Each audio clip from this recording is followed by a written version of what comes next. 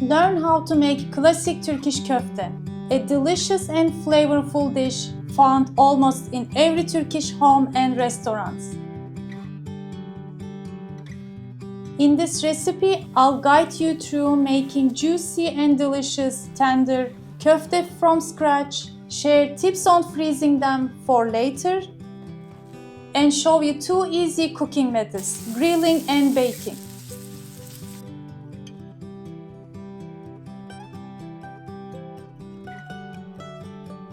Perfect for family meal or gathering with guests. Let's begin.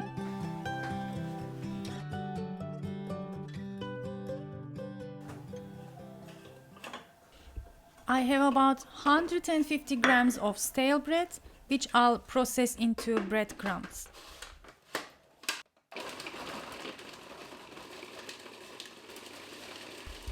I also have some store-bought breadcrumbs on hand because this is the stale bread I've got. Depending on the fat content of the meat and how juicy the mixture turns out, you can adjust and add more if needed. I'm using 1 kilogram of ground beef. You can also use 30% lamb and 70% beef if you like. Adding teaspoon of baking soda and over it about 1 tablespoon of fresh lemon juice. See how it activates, and this is our key ingredient to have the texture we want. Teaspoon of black pepper and 1.5 teaspoon of salt. And this part is optional, but I wanted to give more flavor. Normally we don't add, which is about a teaspoon paprika and cumin. I'm gonna knead everything for about 4 or 5 minutes. In my previous köfte episode, I shared an easy version using a food processor. Just mix everything in it and shape. While that method works well and is the one I often use at home, this time I wanted to show you the classic way of making köfte. The traditional method gives a noticeable difference in texture and brings it closer to the lokanta style köfte you would find in restaurants. After kneading for about 4 or 5 minutes, I take the köfte mixture and quickly throw it back into the bowl and do it for a couple of more times. This is a method we use to combine truly. Now we'll let the mixture rest in the fridge overnight. This allows all the ingredients, the spices, baking soda and breadcrumbs to blend together, which is crucial for the best texture and flavor. If you are short on time, you can also start the recipe in the morning and continue close to dinner, but at least give it a rest for 2 hours.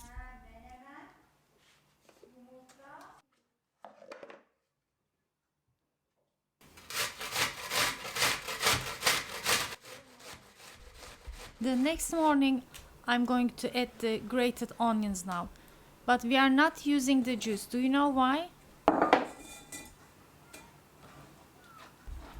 Onion juice can make the mixture too wet and difficult to shape. It also has a strong, sharp taste that might overpower the köfte. Plus, the acidity in the juice can darken the mixture and even prevent it from coming together properly. So that's why we leave it out.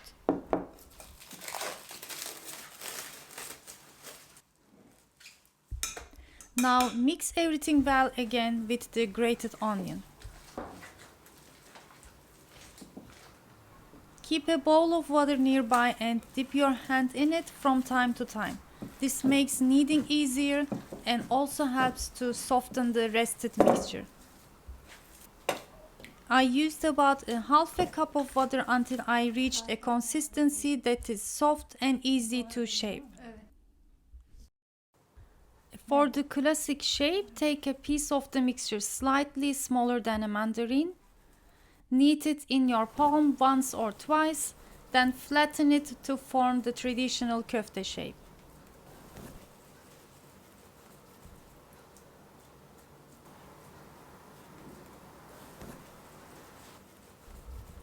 It's always a good idea to make a big batch of köfte so you can freeze the rest and have them ready whenever you need them. With this recipe, I got around 35 to 40 köftes. For one portion, you can serve around 3 to 5 köftes depending on what else is on the menu and how hearty of an eater your family or guests are. I shaped the last part of it into another classic shape, İnegöl köfte. It is more of a longer and in oval shape. Now our köftes are ready to cook. But since I made this for the previous episode, my best 10 freezer-friendly recipes, Ramadan Turkish meal prep, I froze all of them. So let me show you how I packed them for the freezer first, and then I'll cook some of it and show you how I served them in two different ways.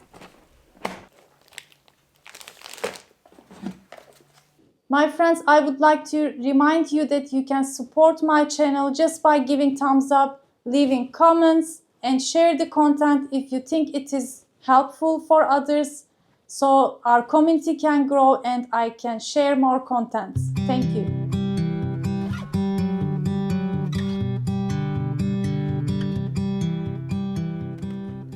First, I'll show you how to cook the köftes on the stovetop using a cast iron griddle. During my trip to Trabzon, I visited two different local köfte restaurants in Akçaabat, which is famous for its regional type of köfte. Both of them were grilling the köftes over an open fire, which is the most common way of cooking köfte throughout Turkey.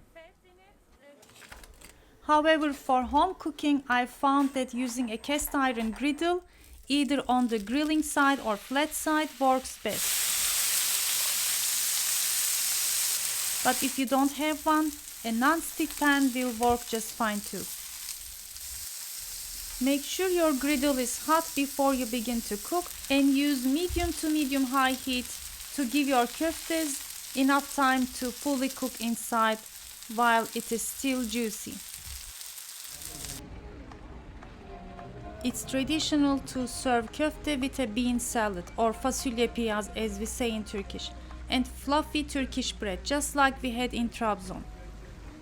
Sometimes they also serve grilled peppers and tomatoes on the side. If you prefer, you can swap the bread for rice pilav to enjoy with your köftes. Very good. On the menu there are also mixed grilled plates where you can enjoy a variety of dishes like shish, köfte and döner all on one plate.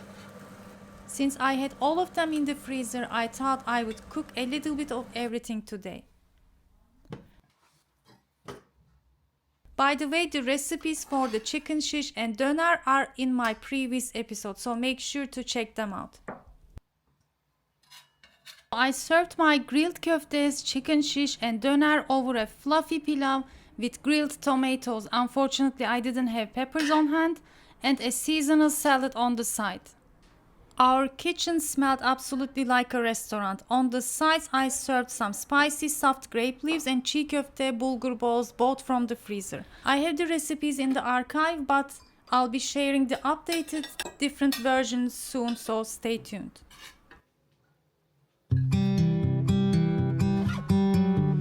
Oven-baked köfte with potatoes is a very common and easy way to prepare köfte, especially if you have frozen ones ready to go. I start by sauteing tomato and pepper paste in olive oil and adding slices of garlic. I'm making this for 3 persons, so the amount is not much. Add about less than a half cup of hot water. And as a spices, a little bit of thyme, black pepper. My pepper paste was hot, so I didn't add chili flakes, and a little bit sugar to cut the sourness of the tomato paste.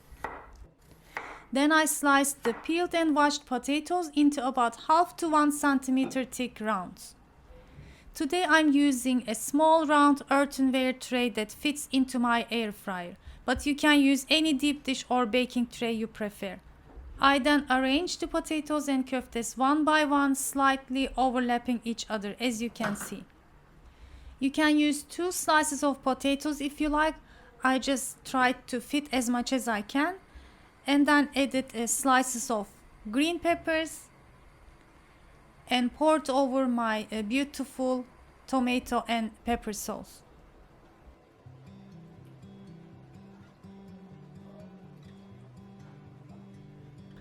I drizzled a bit more water from the sides to get enough juice to cook, and then cover it first with baking paper and then aluminum foil, and bake in the air fryer first 20 minutes closed, and then I added 10 more minutes again. It was closed, then open it up and continue to bake for another 15-20 minutes. All the flavors from the köfte, potatoes and sauce come together beautifully as they bake in the oven. The potatoes soak up all the delicious juices, making them incredibly flavorful. You have to try this method too, my friends. It was absolutely delicious and easy to put together, just as you saw.